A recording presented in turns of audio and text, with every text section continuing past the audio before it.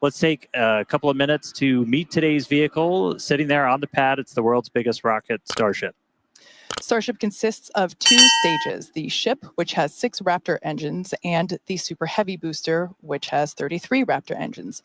Both stages are fully reusable. Super Heavy is the most powerful rocket ever flown and is designed to launch, return, and refuel, and launch again with 0 refurb between flights. And then everything else you see around Starship, we refer to as Stage 0. That includes the towers. We've got our second launch tower stacked on the left side of your screen there, getting ready to come online later this year. It also applies to orbital launch mounts, our quick disconnect systems, everything on board. Also the water-cooled flame deflector, which is right underneath Starship. That's a particularly cool piece of engineering. It uses several 100,000 gallons of potable water to offset the pretty intense heat pressure coming out of those 33 Raptor engines at the bottom of the Super Heavy booster at the time of liftoff. Now, you mentioned engines. Of the 6 Raptor engines on the ship, 3 of those are optimized for sea level performance and the other 3 for vacuum. Raptor Vacuum, or RVAC, well, those have a larger exhaust section and expansion nozzle to maximize efficiency in space, as there's no atmosphere up there. The ship as a whole is designed for vertical takeoff and landing on any hard surface. The ship itself has 4 flaps that are used to control its attitude and enable precision landing during subsonic flight. And then for full reusability, the ship has to survive reentry not just once, but multiple times. It does that by using that heat shield, which is composed of those thousands of hexagonal ceramic tiles, which can insulate the vehicle during reentry, temperatures spiking up to about 2,600 degrees Fahrenheit in some spots. And a rapidly reusable heat shield has never been flown on any vehicle in history. So continuously improving the one we have, Starship, is still a key focus of our flight test campaign. And of course, in between our first and second stages is our hot stage.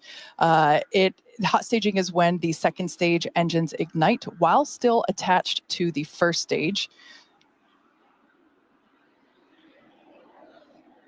There you can actually see a video of our previous hot staging maneuver, or executed on a previous flight, and how the ship's engines light while it's still ignited while the booster's engines are still firing. Basically, the rocket never stops accelerating, which makes it more efficient than traditional stage separation. And then after we launch the booster, we also have to catch the booster. And we do that by using the 2 robotic arms, the same ones that lift Starship onto Super Heavy before we launch. They also catch the booster when it returns. It means we don't have to have any landing legs in the booster. That's a lighter booster. It means we can put more payload, more stuff going to space. Thousands of criteria must be met before the booster can return and be caught. It requires a healthy systems and manual commanding from the flight director. And just like on our previous flights, if that command's not sent before the end of the boost back burn, or if those automated health checks running in the background find any unacceptable conditions on the booster or the tower, they'll kick us out, and the booster can default to a landing burn and a soft splashdown out there in the Gulf. Yeah, we've said it before. We'll say it again because it still holds true today. We accept no compromises when it comes to ensuring the safety of the public and our team. And the booster return will only take place if those thousands of conditions are right. So as the clock continues to tick down to launch, let's say hello to Chris, who's once again posted up in Hawthorne. How's it going, Chris? Hey, Kate and Dan, and welcome everyone to Hawthorne, California. As you can hear and as you can see, the crowd is gathering. Excitement is really building here for Starship's 8th flight today. And speaking of flight, let's talk about the Raptor engines, which have quite a workout ahead of them today. Now, our Raptor engines are designed and manufactured right here in Hawthorne, and they have certainly accomplished some impressive things already. They've powered Starship in its first few flights around Earth, and they've helped bring 2 Super Heavy boosters back for a catch by the Mechazilla system at the launch site. But here at SpaceX, we're always looking to improve our designs, and we do this by using something that we call the algorithm. Now, for Raptor, the algorithm has helped us question the requirements for the engine, find the parts that we don't need, and then optimize the design for manufacturability and reuse. This allows us to simplify designs and drives us toward that rapid, reliable reuse. And as you can see on your screen here, it is definitely what we have done with the Raptor engine. Look at that beautiful family photo. You can really see how Raptor 3 is an unprecedented step forward in design, It eliminates the parts we don't need. It moves a lot of stuff inside the engine. And one thing that it also allows us to do is to delete the heavy engine heat shields that are used on the current version of Raptor today. And what that means is that when we switch to the Raptor 3 engine later this year, we'll be able to save about a metric ton of mass per engine. And when you multiply that by 39 or more engines, that's a lot of mass. And that mass savings actually helps us increase Starship's efficiency and the amount of payload that we're able to deliver to space and to Mars with Starship. But before we get to Mars, we still have a lot of important and critical development work to do. And it's flight tests like today's that help us do just that. Needless to say, the Raptor teams here in Hawthorne are very excited for today's flight and to see their hard work fly, just like all of our Starship teams are today for Flight 8. So Dan and Kate, back to you for some more info on Flight 8. Thanks, Chris. You mentioned development. Let's talk about things that we learned from our last Starship mission.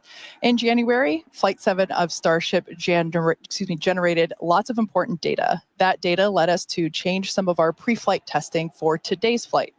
A major find from Flight 7 was the detection of a harmonic response that was much stronger during flight than anything we had seen during testing.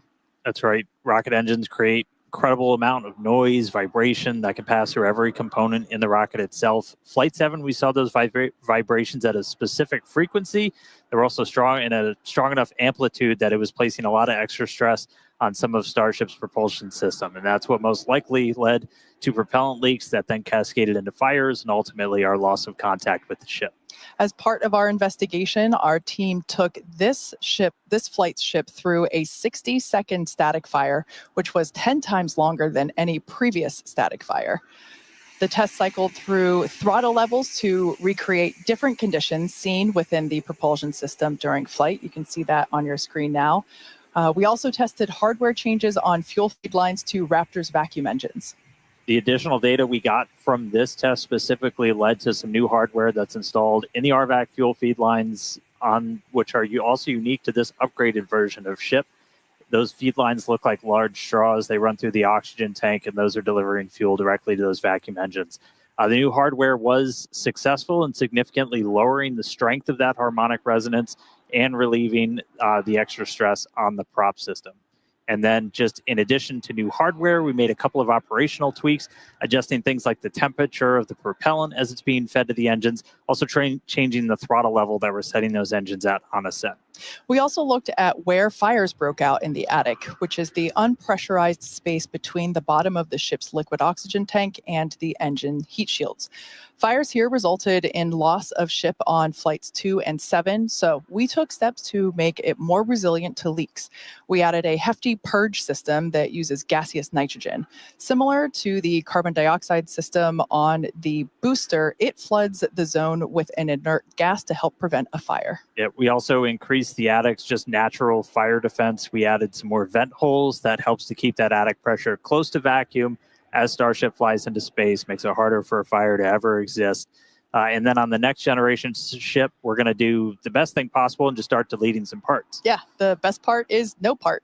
The next generation of ship is going to use Raptor 3 engines, which are going to reduce that attic volume, and they're also going to eliminate most of the joints on the engines themselves that can leak into the space. In the end, these changes represent the core of our test program. We fly hardware in a real-world environment, learn from the data, make updates, and fly again.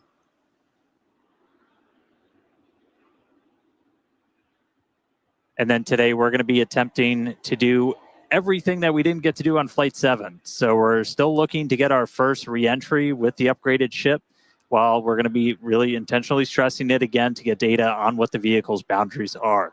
So everything we've got ahead of us, as always, starts with liftoff, and that's super heavy, igniting those 33 Raptor engines, lifting off from the pad here at Starbase for that initial ascent. All 33 will burn for the first roughly 2 minutes before we get into hot staging.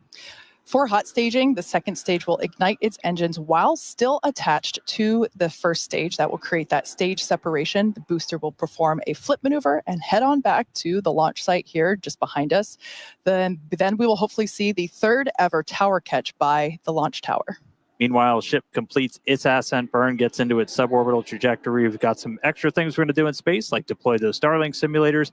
Also going to be relighting one of the Raptor engines, one of the sea-level engines, before we get into re-entry. Yeah, that re-entry phase will test multiple experiments, including missing heat shield tiles, metallic tiles, and loading the vehicle's flaps. The ship will then perform a flip maneuver and hopefully achieve a soft water landing as we have seen before. We've got some buoy cams stationed out there to give us great daylight views of that splashdown in the Indian Ocean. Yeah, it's a lot. But again, we're really focused on finding what are the real world limits of Starship. We're doing it in this very remote area to find those limits before we get ready to return ship to the launch site and eventually catch it. And a lot of the upgrades we made to get to this version of ship are going to enable that. Yeah, man, that's going to be exciting to see ship catch. It's going to be wild.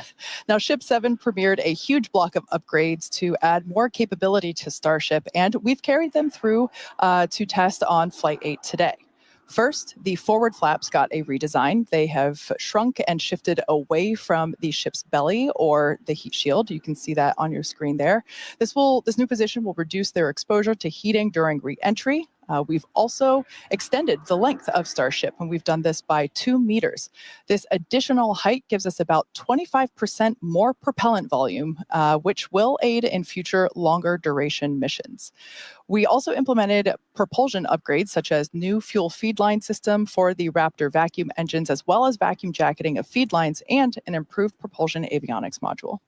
And you've heard us talk, a lot of the experiments we're running today are focused on reentry. We're intentionally removing a whole bunch of tiles all over Starship itself in this missing tile test. They're removed in critical areas this time, including over those propellant tanks, around some of the flaps, as we're really looking to use this flight to push Starship's capabilities. If we're not resilient to a missing tile and the backup ablative underneath, we need to know that. We also test a couple of different tiles on Starship, some metallic ones, one of which has some active cooling built into it.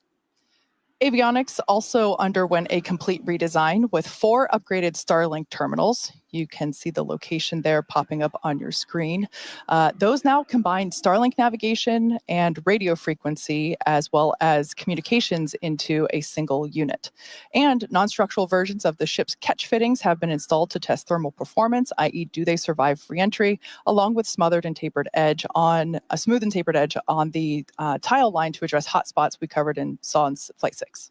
And we've got some radar sensors on the tower catch arms again, as we're just looking at different ways to measure distance between the arms and a vehicle. These ones are actually protected by kind of a modified version of our heat shield tiles.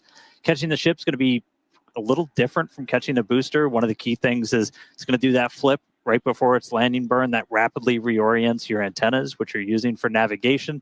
So those extra sensors on the ground side help just add more layers of control as ship and tower talk together for the catch. And in another first, Starship will deploy 4 Starlink simulators. They are similar in size to our next generation Starlink satellites. Starship will have the ability to deploy our advanced V3 Starlink satellites, which will help further Starlink's impact in the coming years as we work to expand access to high-speed internet all around the world. Each Starlink V3 launch is planned to add about 60 terabits per second of capacity to the Starlink network. To give you some perspective, that's about 20 times the capacity we're adding right now with every V2 mini launch on a Falcon 9. Those Starlink simulators that we're going to deploy are on the same suborbital trajectory as Starship itself. They're expected to demise upon entry. Starship's trajectory looks super similar to our last couple of flights. Splashdown is targeted for the Indian Ocean. And then on top of all of that, again, we are planning to relight one Raptor engine while in space. That just helps us get data on the in-space burns and show Starship is capable of deorbiting. Speaking of deorbiting, thanks to Starlink, one of the hallmarks of these Starship missions are the incredible views that we get throughout flight, and especially during reentry, as evidenced by many a phone and desktop background around here. Yeah. Every day, we're working to expand the Starlink network, both on Earth and in space. For how this all connects us to the big mission, let's head back to Chris. Thanks, Kate. Personally, I love all those epic views of the plasma wrapping around Starship during reentry. Can't wait to see that later today. And fans of Starship may know that Starlink enables us to bring you lots of unprecedented views, both from space and here on Earth. Starlink is the world's largest satellite constellation operating in low Earth orbit today to deliver high-speed, low-latency broadband internet and connectivity, specifically for missions like Starship today. And as you can see on your screen, Starlink brings us many other views because of its capabilities. In addition to the dozens of cameras on Starship itself, we have mobile camera kits with Starlink deployed in the Indian Ocean, which is what you're seeing some footage of right now on your screen from a previous mission. You'll notice the Starlink mini dish in the foreground here as Starship lands in the background. Just what an image that captured from an earlier flight. Now, Starlink also connects our aerial and cinematography units on the ground at Starbase, which will help us deliver the incredible drone shots leading up to launch today. And here on your screen, you can actually see us moving the flaps, preparing Starship for flight, making sure all of the aero surfaces that need to move during flight can do so in the way that we need them to. Now, on Starship itself, Starlink will enable Starship today to stream more than 120 megabits per second of real-time, high-definition video and telemetry in every phase of flight, including views like you're seeing right now of those flaps moving. This not only helps provide those views, but it also helps give our engineers an incredible amount of data to help us rapidly and iterate across all parts of the system as we move through our development program. And all of the streaming data today will definitely be put to good use with the more than 30 cameras on the vehicle for flight. But providing epic views is sort of a side quest for Starlink. Its main job is obviously to provide internet access for people around the world, many of whom who have never had connectivity before. Now, today, Starlink serves more than 125 countries, territories, and other markets with over 5 million active customers and counting. And there are just so many inspiring ways that people are using Starlink all around the world and in space. And hopefully today, in a few minutes, everyone will get to see more inspiration about what our future in space looks like. And Dan and Kate, how are we looking for Starship's flight today? Thanks, Chris. We are looking forward to those views as well. In fact, we're getting ready to launch Starship in just over 8 minutes. Now, as for a couple status updates, working no major issues on the vehicle. Range is emerald green, you could say. Everything looks great in terms of the sea and airspace here in the Gulf of America, as well as in the Indian Ocean. Of course, we want to make sure both areas are clear as the ship will be splashing down in the Indian Ocean while the boosters can be coming back to us at the launch site just a couple miles behind Dan and I. Weather, you could call it a silver lining that we had to delay from Monday because holy moly, visibility is 1,000 times better today, and it's going to make for some really great views. Now, leading up to today, we did stack the vehicle later last night. Flight controllers reported to their consoles earlier today. The site was cleared and the range team was deployed. That's right. And a lot of checkouts have happened just throughout the day, aligning our guidance, navigation, control, getting all the tanks ready for prop load, which has about 4 minutes left to go. You can see us almost topping out on ship, getting ready to top out on booster. And then it also includes getting all the ground support systems checked out, ready to go. Chopsticks were demated, did their wiggle test in advance of their upcoming catch opportunity. So as I just said, prop load's ongoing. We've got a little over about 4 minutes left until, or about 4 minutes. What's 7 minus 4? 4 minutes until we get to closeouts on ship and on booster. We did just hear that the range did pull again green. So we're not tracking any issues right now. Bottom line, things are looking great for launch at the top of our window at 5:30 p.m. Central Time. Yeah, very exciting. Now, once again, we are attempting to catch the booster at the launch tower. If that happens today, it will be the third ever booster catch.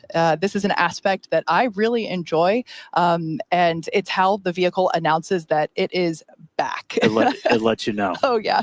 This comes in an audible sonic boom in the area around the return location, which occur when the booster slows down from traveling at supersonic speeds. Similar sonic booms were heard during the return and landing of NASA's space shuttle. Yes, sonic booms are unique to vehicles returning from space. They're kind of a hallmark of reusable systems like our Falcon 9 rocket and Falcon Heavy. General impact to those in the surrounding area is that brief thunder-like noise. I've been fortunate enough to be here for all of them so far. They definitely let you know the vehicle's coming. Here's a little bit about what it's like to experience it.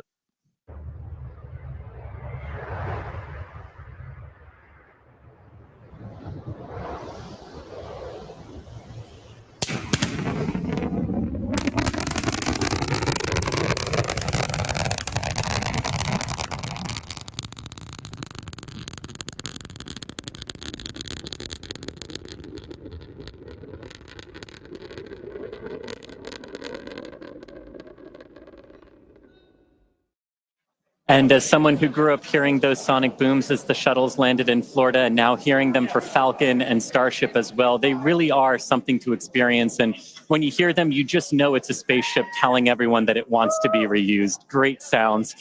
So as you can hear, the room is getting excited here in Hawthorne, the crowd eager to see Starship fly, as you can see. And here, now behind me in our flight control room here in Hawthorne, you can see some of our folks on console. They're assisting the flight controllers in Starbase, keeping an eye on all of Starship's various systems, including its avionics and those Raptor engines we talked about a little bit earlier. So Dan and Kate, with 4 minutes, 20 seconds left on the clock, let's hit it back to you at Starbase and hopefully watch Starship lift off today. Thanks so much, Chris. Now, if you're just joining us, we're now just about 4 minutes until the liftoff of the 8th test flight of Starship. As we reported earlier, range and weather are both very green, super green, if you will, and everything is looking good. Propellant loading continues to happen. We're going to be closing out very soon on both stages of Starship. Yeah, we're almost fully fueled on our tanks. We're going to see that closeout coming in just about 30 seconds on ship. So that's both the main and the header tanks. And then about 30 seconds later on booster. Once prop load is complete, we got just shy of 1 million pounds of liquid propellant. That's liquid oxygen, liquid methane onto both vehicles. All of our ground systems will do what's called pushbacks. They'll clear all those feed lines. We're not continuously replenishing the propellant on board Starship or Super Heavy.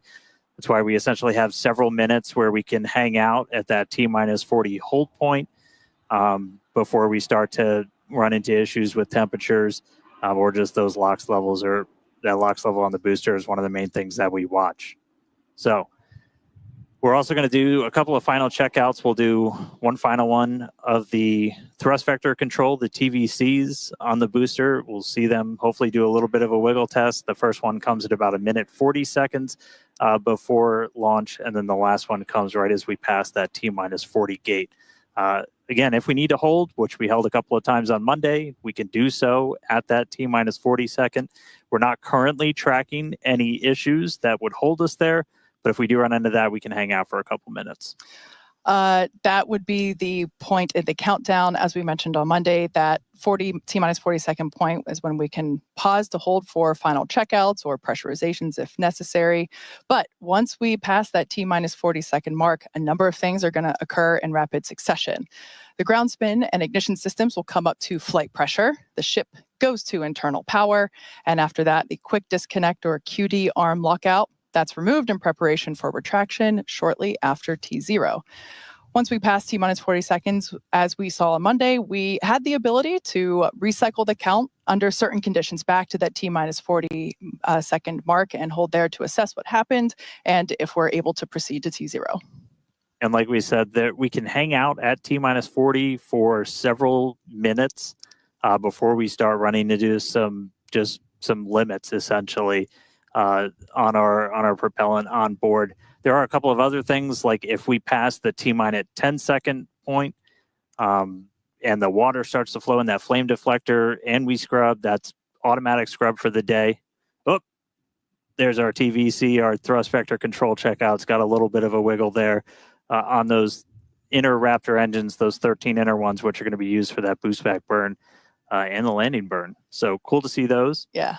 I love that shot. We don't have that on Falcon. And it's just so cool to see really the business end of the Super Heavy booster.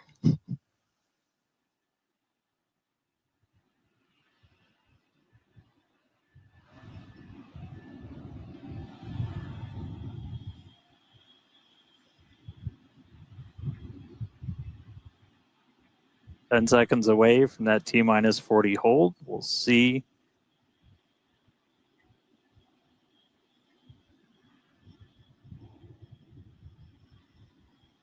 All right, we are going to hold at T-minus 40. We're watching the temperatures on the ship right now for the ship fuel. Sounds like they're working through that. We might be able to release that hold shortly.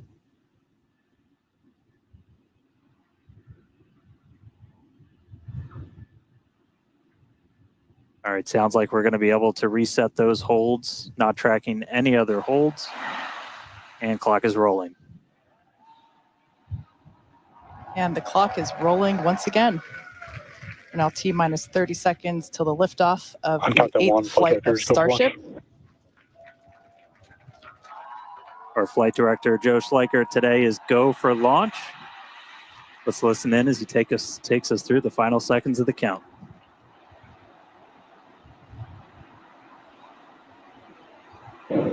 T-minus 8, 7, 6, 5, 4, 3, 2, 1.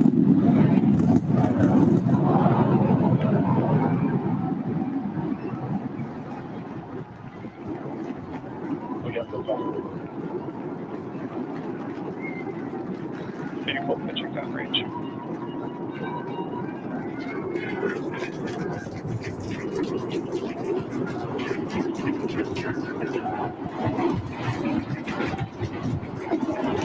Booster average gets pressure on them.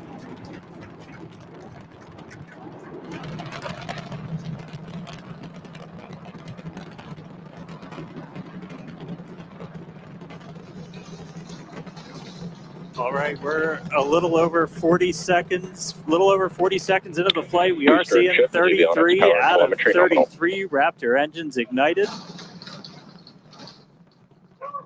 Boosters pushing us downrange over the Gulf. Next milestone coming up in just under 10 seconds is going to be max Q, that max aerodynamic pressure.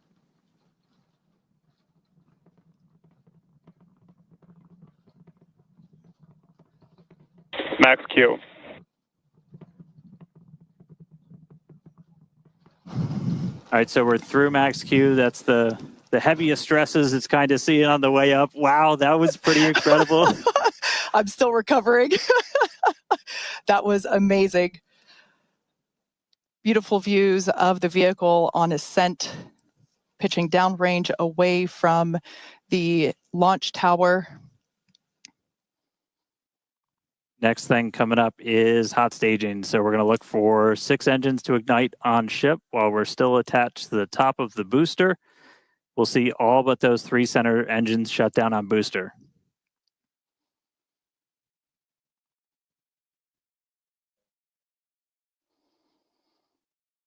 We're hearing the initial call that we are go for booster catch back here at the launch tower.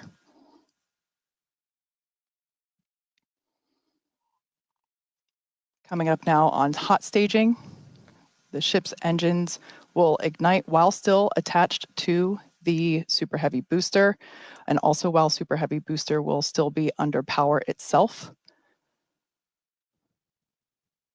The clamps holding the 2 stages together are going to release, and Starship second stage engines will booster ignite. engine cut off.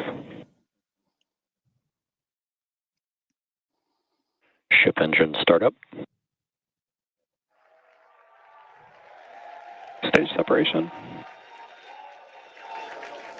Boost back burn startup. There we go. Ship engines, all 6 Raptors ignited. We're doing that boost back burn. Looks like we got 11 of the 13 that we command for that. So that's going to start sending the booster back. We are still go for booster return, even with 2 Raptors out during that boost back. We can do a full duration one. Chamber push is nominal. Looks like we got a ship, 6 engines heading into space. And then we got a booster hopefully on our way back to Starbase. How's everything going in Hawthorne, Chris?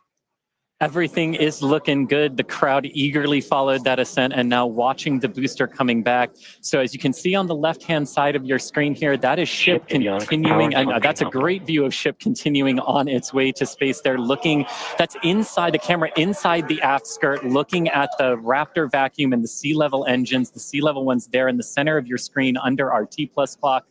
You can see our boost back burn. We're down to 3 engines on the boost back burn. And you can see ship on the right-hand side of that telemetry with 6 engines lit, continuing its ascent to orbit, already over 100 kilometers in altitude. The booster 87 kilometers in altitude and continuing its trek right now back to the landing site and catch site. There's a shutdown. And we just heard a good call out for boost back shutdown.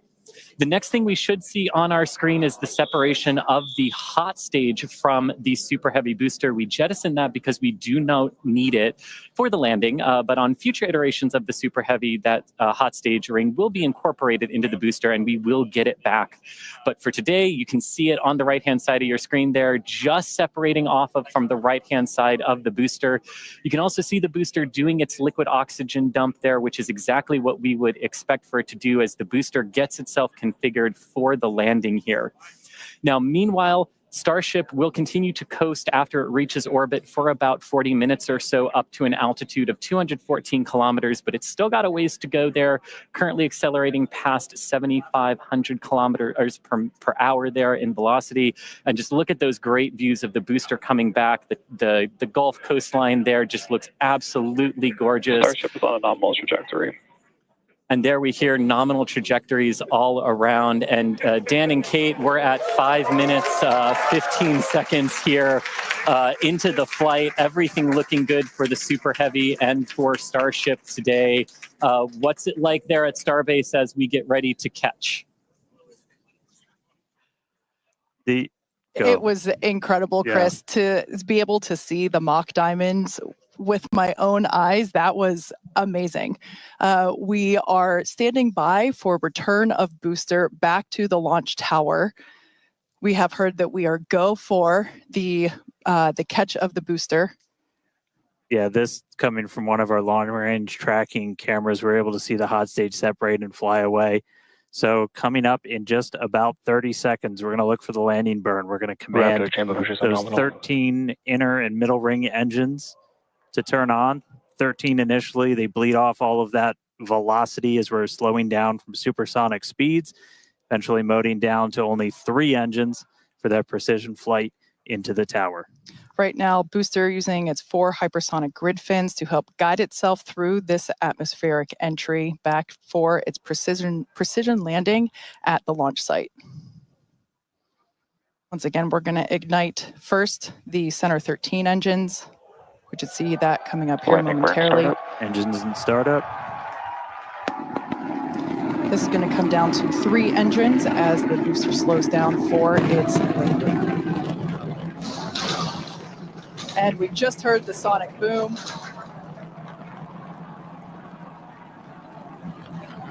What an incredible sight to see the Super Heavy booster gliding down into the chopstick arms once again. Thank you very much for the booster.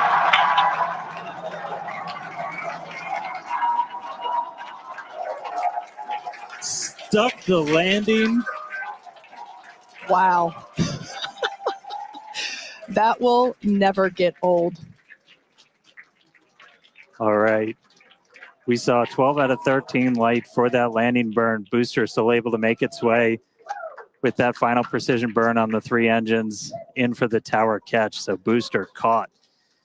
Meanwhile, keeping an eye on ship. Still got 6 Raptors burning. Those are going to continue for about another minute until we'll get to the Starship engine cutoff. Really cool view. Again, a million shout outs to all of our avionics team who make these cameras possible for us. That's looking right down inside essentially the skirt area of ship, where you can see a pretty good view of all 6 Raptors, especially those 3 inner ones, one of which we're going to hopefully relight a little bit later. And we just saw some engines go out. It looks like we are losing attitude control of the ship.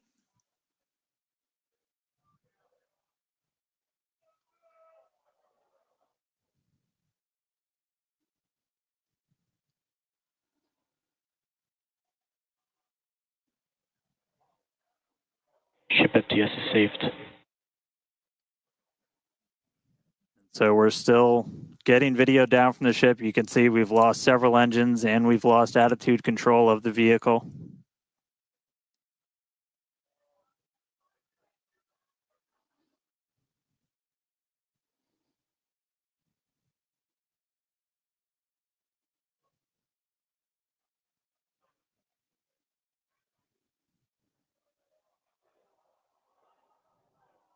So we'll continue to stick with it.